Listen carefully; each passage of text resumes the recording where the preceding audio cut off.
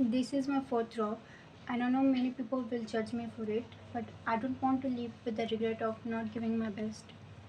I was really confused about whether I should take another drop or not, but then I realized something that becoming a doctor wasn't just my dream anymore, it had become my parent dream too. But उन्होंने मुझे कभी ऐसा force नहीं किया कि तुम teacher बनो, तुम डॉक्टर बनो, तुम इंजीनियर बनो, लाइक दूसरे पेरेंट्स करते हैं। उन्होंने मुझे कभी भी ऐसा नहीं किया। That's make me super duper guilty कि I have 3 chances but I couldn't clear NEET. I take 4th drop and this is my last and a final drop, I swear. तो मतलब मैं बहुत ज़्यादा कंफ्यूज थी कि मैं ड्रॉप लूँ या ना लूँ, जिसकी वजह से मेरा बैकलॉग क्रिएट हुआ है। तो पहले ना बैकलॉग के बारे में बात करते हैं। तो जो मेरा बैकलॉग है, तो फिज़िक्स के अंदर मुझे है बैकलॉग बेसिक मैथ का, वेक्टर का एंड यूनिट एंड डायमेंशन में अभी फ़िलहाल पढ़ रही हूँ। अगर मैं केमिस्ट्री की बात करूँ तो पूरा ही है, मोल है, रिडॉक्स है, सॉल्यूशन है, मतलब मुझे फिर से शुरुआत से शुरू करना है, मतलब बेसिक लेवल से जाना है, तो इसलिए मैं पूरे को ही पकड़ रही हूँ।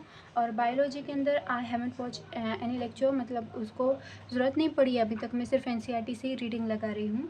तो अब मतलब ये तो हो गया बैकलॉग जितना भी चल रहा है वो। और अगर मैं ट्रीट करने की बात करूँ तो बैकलॉग को किस तरीके से ट्रीट करूँगी, मतलब कवर करूँगी, तो मैंने सोचा है कि बेसिक मैथ वेक्टर को मैं वन शॉट से लूँ, और जो यूनिट एंड मेजरमेंट है उसको जो है तो बैच के साथ लूँ। मतलब अभी मैंने देखना चालू किया है, तो उसके कुछ 2-3 लेक्चर है पेंडिंग में, तो मैं उसको देख लूँगी। और जो है तो फिज़िक्स के लिए मेरी यही स्ट्रैटेजी है कि मैं बैच के साथ जाना चाहती हूँ फ़िज़िक्स को, मतलब उसमें कोई बैकलॉग क्रिएट नहीं करना चाहती हूँ। और बात करें केमिस्ट्री की, तो केमिस्ट्री के अंदर ना मतलब 2 लेक्चर पर डे पर मैं देख कर ये जल्दी जल्दी ख़त्म करना चाहती हूँ, क्योंकि मोल इज़ अ बेसिक यूनिट है, ठीक है ना। तो और बायोलॉजी के अंदर फ़िलहाल तो मैंने ऐसे डिसाइड नहीं किया है कि मैं कोई लेक्चर देखूँगी, मैं मेरे कंसेप्ट क्लियर है और बायोलॉजी मेरा थोड़ा स्ट्रांग है, तो मैं प्रेफर कर रही हूँ कि मैं सिर्फ एनसीईआरटी एंड नोट से ही पढूँ। ये तो हो गया कि बैकलॉग मेरा इतना था और उसको मैं किस तरीके से कवर करने वाली हूँ। अब बात करें हम कि कौन सी बैच से फॉलो करने वाली है, तो मैं यकीन 2.0 से मतलब फ़ॉलो करने वाली हूँ। उसमें एमआर सर फिज़िक्स के लिए, केमिस्ट्री के लिए सुधांशु सर, बायो के लिए विपिन सर और समाप्ति मैम, एंड इनऑर्गेनिक और ऑर्गेनिक के लिए MD sir and Pankaj sir. तो ये तो हो गया बैच एंड टीचर। फिर उसके बाद करें स्ट्रैटेजी की, तो मेरा जो अगस्त का प्लान है, तो ये है कि मुझे फ़िज़िक्स के अंदर अपना जो बैकलॉग है, वो पहले तो बैकलॉग कवर करना है एंड उसके बाद मुझे बैच के साथ चलना है। बस इतना ही है फ़िज़िक्स का।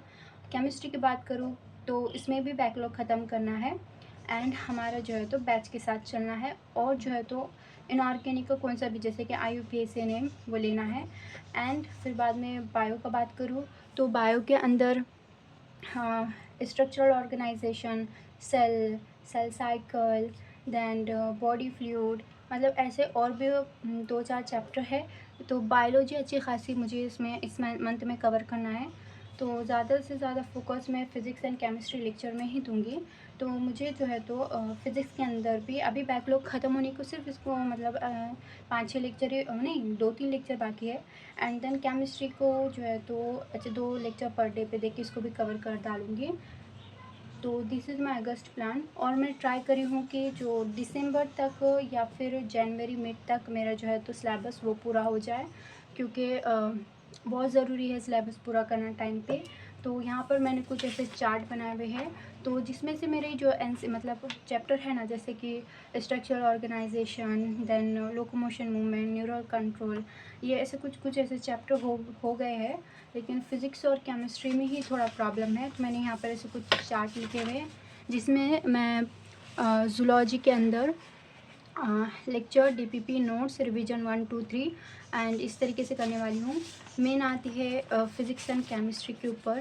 तो फिज़िक्स और केमिस्ट्री में lecture, notes and DPP, assignment जितने सर देते हैं वो पूरे करना है, एंड टेस्ट जो है तो टेस्ट भी करना है। मिनिमम बोल रही हूँ, 3 तो देना ही है टेस्ट, फुल टेस्ट में से वो भी।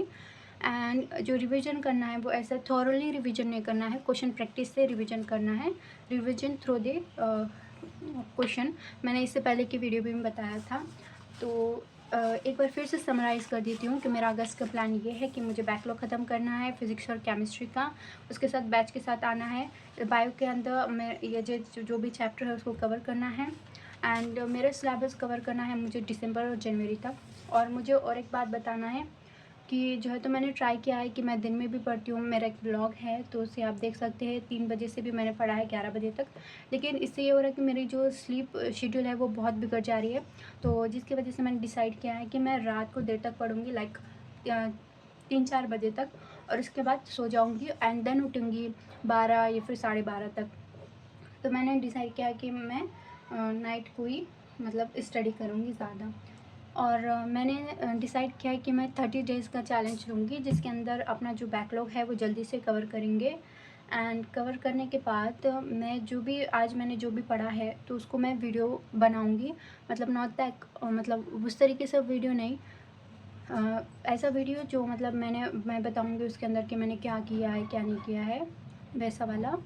एंड बायोलॉजी के अंदर अगर मुझे ज़रूरत पड़ती है, जैसे कि स्ट्रक्चरल ऑर्गेनाइजेशन में कॉकरोच हो गया, फ्रॉग हो गया, और अगर उसकी मुझे ज़रूरत पड़ती है तो मैं लेक्चर देखूँगी, अदरवाइज़ मैं लेक्चर देखने के कोई फेवर में नहीं हूँ। और टेस्ट की बात करें तो इस महीने में मुझे 3 टेस्ट तो देना है, क्योंकि मेरे पास कुछ ऑफ़लाइन सीरीज़ है टेस्ट के, तो उसको मुझे कंप्लीट करना है। 3 है मेरे पास, मतलब अभी फ़िलहाल के लिए तो मुझे 3 कंप्लीट करना है।